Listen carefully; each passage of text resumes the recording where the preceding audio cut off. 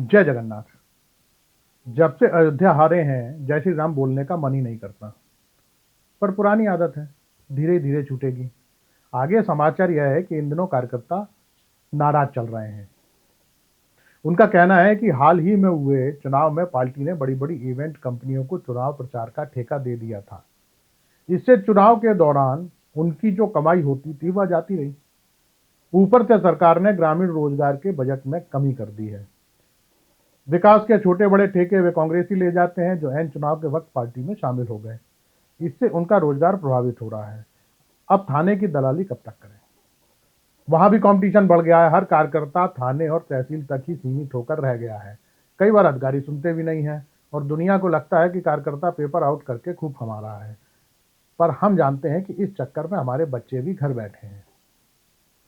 पिछले दिनों पोस्टर लगाने वाले मजदूर से मंडल अध्यक्ष सरदार जंडैल सिंह की बहस हो गई। सरदार जी उसका पैसा काट रहे थे। उसका तर्क था कि तुम्हारा क्या है, एक पेपर लीक कर करोड़ों के वारे न्यारे कर लेते हो, ऊपर से जिम्मेदारी भी नहीं लेते। हम तो दिन भर मजदूरी करते हैं, उसमें से 1 रुपया भी कम नहीं लूंगा। अब उसे कौन समझाए, इसमें भी मलाई गुजराती ही खा रहे हैं। वैसे एक बात जरूर है प्रभु, पहले गोधरा का नाम केवल दंगों के कारण जाना जाता था, अब नीट पेपर लीक के कारण भी सुर्खियों में आ गया है। सरदार जंडैल सिंह ने पेपर लीक मामले को एक्ट ऑफ गॉड घोषित कर दिया है। उनका कहना है, हम हिंदू राष्ट्र में जी रहे हैं, जब भगवान की मर्जी के बिना पत्ता भी नहीं फड़कता है तो पेपर आउट कैसे हो सकता है। हम धर्म आधारित लोग हैं, हमारा हर काम प्रभु की मर्जी से होता है। वरना व्यापम से लेकर यूपी पुलिस भर्ती तक के मामले की जांच कराकर देख ली, कोई दोषी पाया गया क्या?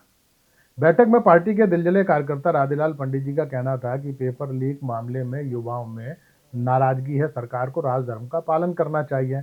इस पर सरदार जी का तर्क था, राजा का धर्म राज करना होता है, न कि इस्तीफा देना। सरकार वही कर रही है, विरोधियों का काम इस्तीफा मांगना है, पर हमारी सरकार का मूल वाक्य इस्तीफा कोई नहीं देगा। यह परंपरा गोधरा कांड से लेकर नीट तक कायम है। किसी ने इस्तीफा नहीं दिया, न पुलवामा पर दिया, न मणिपुर पर। हाँ, किसानों की हत्या के दोषी टैनी जैसे नेताओं की जनता ही कुर्सी खींच ले, वो अलग बात है। अब जांच करा लेते हैं, यह कम है क्या? वरना पनामा पेपर्स और पैराडाई पेपर के मामले में तो जांच तक नहीं कराई थी। वैसे प्रभु, ये पेपर लीक वाले मामले से बन्नू सेठ काफी खुश हैं। वे कहते हैं, जब से साहब की सरकार आई है उनके दिन फिर गए हैं। बेरोजगार युवा सस्ते में मजदूरी कर लेता है और सूद पर पैसे अलग से लेता है खर्च चलाने के लिए। प्रभु, ये यूपी वालों पर ज्यादा भरोसा मत करना। पहले आपकी सरकार गिराने में लगे रहे, अब चप्पल फेंक रहे हैं। लोग कहते हैं साहब की चमक कमजोर पड़ती जा रही है। विरोधी भी मजे ले रहे हैं और उन्हें नीचा दिखाने के चक्कर में अपने सेठों के एंकर भी इस खबर को फैला रहे हैं। कल्लू कसाई के पट्टे तैयार हैं। जैसे ही आरोपी का पता चलेगा, बनारस कूच कर जाएंगे। प्रभु, मंडल कमेटी की तरफ से आग्रह है कि लोकसभा अध्यक्ष पद पार्टी के पास ही रहना चाहिए। नायडू के चक्कर में मत फंसना।